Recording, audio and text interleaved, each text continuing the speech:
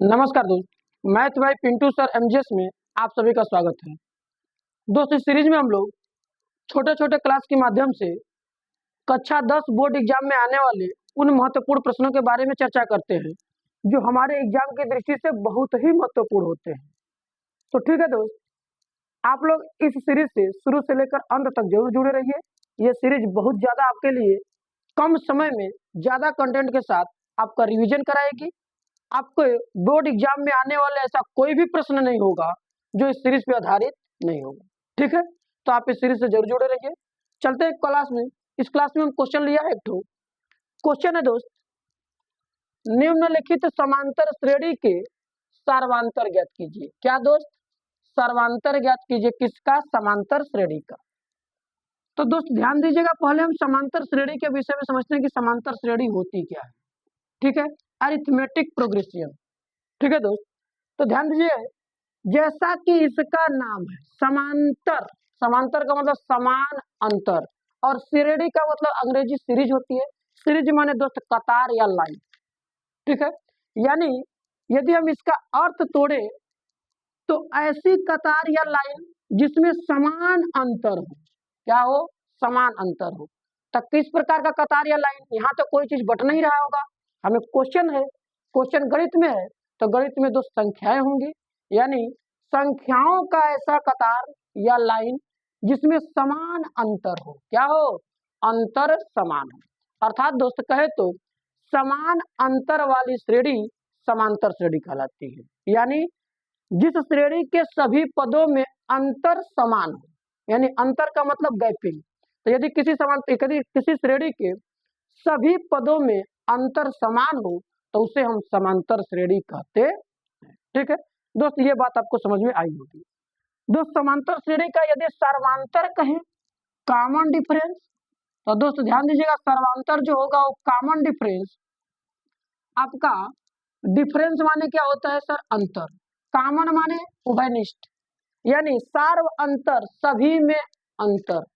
यानी कहने का मतलब यह है कि समांतर श्रेणी के सभी पदों में अंतर जो होगा उसी को दोस्त हम सर्वांतर कहते हैं।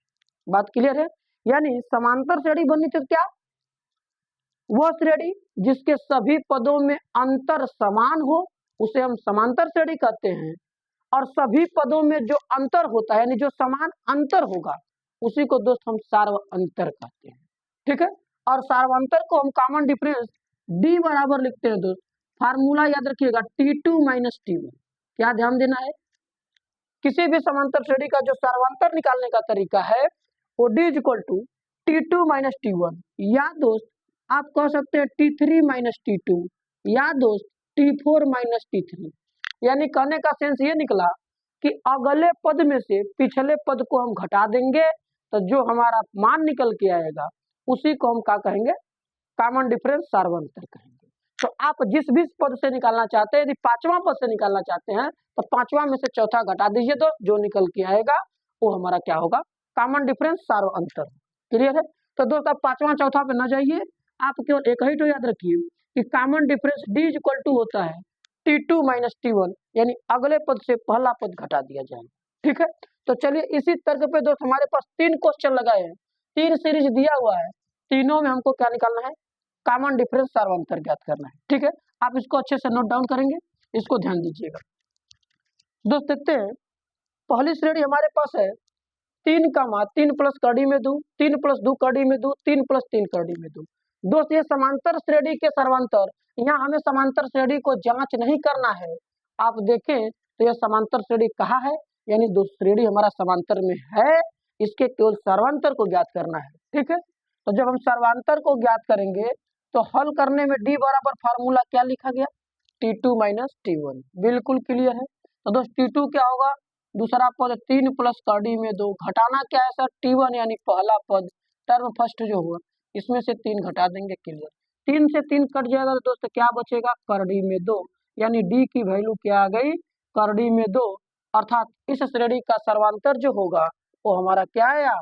करड़ी में 2 आया। क्लियर है? चलिए दूसरे नंबर की सीरीज पे चलते हैं दोस्त। दूसरा नंबर में जो हमारा कैलकुलेशन होगा वो भी वही फार्मूला होगा, D बराबर T2 माइनस T1। यानी अगले पद से पिछले पद को हम घटा देंगे। तो जो डी का मान आएगा T2 हमारे पास है 5/2, T1 हमारे पास 2 से 2, जिसके नीचे कुछ नहीं उसके नीचे 1 लेकर के आप एलसीएम लीजिए, बिल्कुल लीजिए। यहाँ से 2 एलसीएम होगा, ये आएगा 5, 1 दूना के 2, 2 दूना के 4, यानी दोस्त डी बराबर 5 से 4 जाएगा 1/2, यानी दोस्त इस सीरीज का जो सर्वांतर है वो 1/2 है। क्लियर है? क्लियर है दोस्त। इसी प्रकार आप तीसरे क्वेश्चन का सर्वांतर खुद निकालेंगे, आप इसको समझेंगे। सर्वांतर के लिए बस आपको क्या करना है, एक ही पैटर्न याद करना है। किसी भी समांतर श्रेणी का जो सर्वांतर होगा वो अगले पद से पिछला पद घट जाएगा, यानी चौथा पद से तीसरा घट जाएगा, 10वां पद से 9वां पद घट जाएगा। लेकिन हमको उतना दूर नहीं जाना है दोस्त, T2 - T1 करना है, यानी दूसरे पद से पहले पद को घटा देंगे, जो वैल्यू निकल के आती है वही समांतर श्रेणी का सर्वांतर होता है। ठीक है, तो उम्मीद है कि क्लास आपको समझ में आया होगा। और दोस्त ये जो सीरीज में जो एक प्रश्न निकाला, यानी ये जो सर्वांतर निकाला गया, याद रखिएगा ये OMR शीट पर आपको जरूर प्रश्न पूछे जाएंगे।